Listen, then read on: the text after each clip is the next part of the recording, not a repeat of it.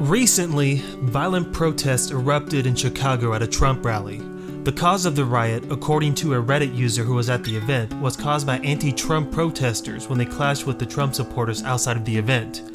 Tensions rose dramatically as there was little police presence at the time, and parties on both sides chanced polarizing viewpoints which sparked the flame. It is evident that the United States are more divided than it ever has been since the 1960s, and with Chicago added to the list of protesting gone wrong in the United States, I'm worried that we as citizens are alienating ourselves from forward progress, whichever that may be. Donald Trump is by far the most controversial candidate in quite some time. Perhaps he's the most controversial candidate in the United States we ever had, period.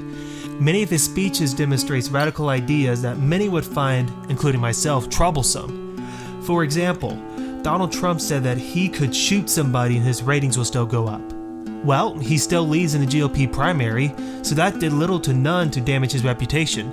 In fact, only once since he started running for president did a GOP candidate become more popular than Trump, and that was Ben Carson. Carson lost his popularity rating when evidence appeared that he is not familiar with foreign affairs.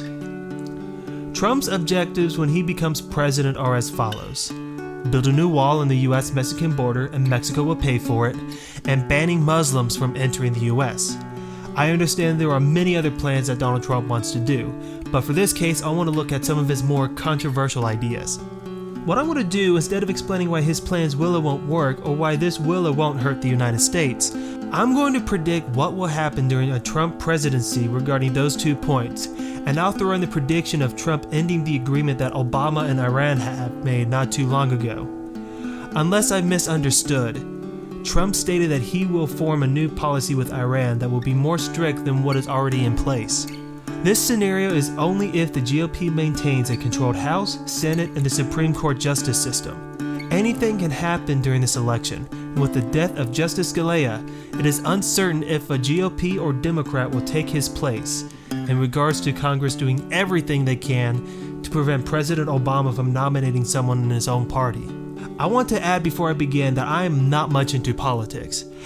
As stated in my intro, unless I'm seriously passionate about something, I really can't say positively what will be the best route for the United States. It is possible that I may miss key information or be flat out wrong in some areas, so please feel free to comment on why I've misunderstood. One of my goals is to engage conversation and learn from each other, so by all means, please share your opinions and correct me if I'm wrong on something. So, here's a scenario.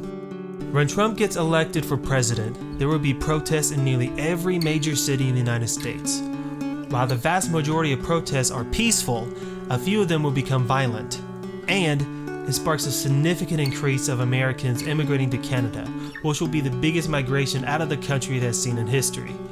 I'm not sure how big it will be, but it's not nearly close to the numbers we are seeing from Mexico to the US. It will be enough where it will be on the news for a number of weeks. During his presidency, his plan to complete the wall goes on, because he has GOP-controlled Congress to back him up. But complications rises between the US and Mexico regarding Trump's idea that Mexico will pay for the wall, in quotes. Trump threatens Mexico that he will end the North American Free Trade Agreement if Mexico does not at least pay for the majority of the new wall, which may cause more protests to occur in some major cities in the US and perhaps Mexico. Canada gets involved as well because the agreement affects them, and tries to communicate with the United States about the negatives of ending NAFTA. The US and Canada compromised a new agreement which they will continue the free trade as written in NAFTA should the agreement end, and they call it the USCFTA, United States and Canada Free Trade Agreement. However, the new trade agreement never got any traction because Mexico gives in and pays for some of the wall, but the relationship between the United States and Mexico is severely damaged. His proposal to ban Muslims from entering the United States ultimately fails.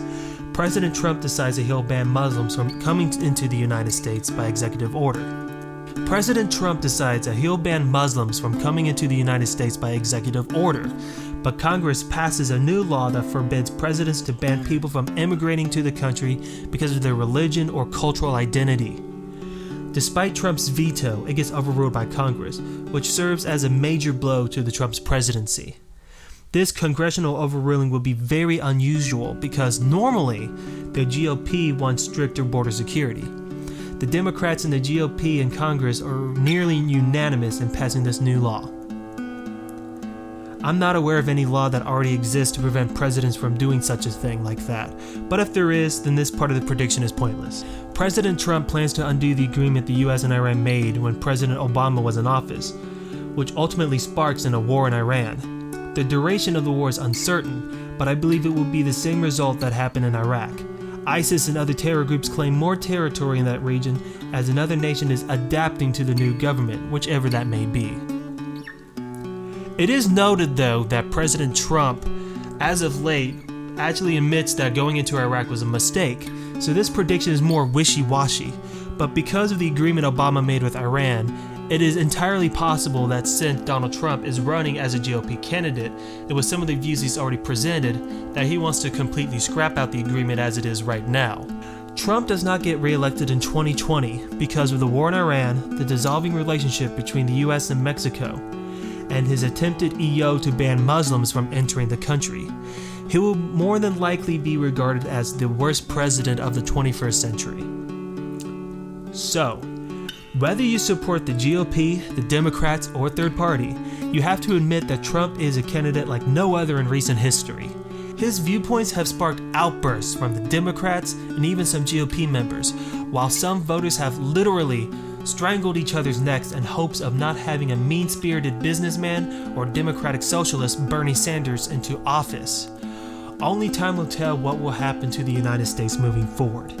Either way, I believe we are entering in a time of severe polarization for many years to come. This has been Tyler Talk, recorded on March 13th, 2016.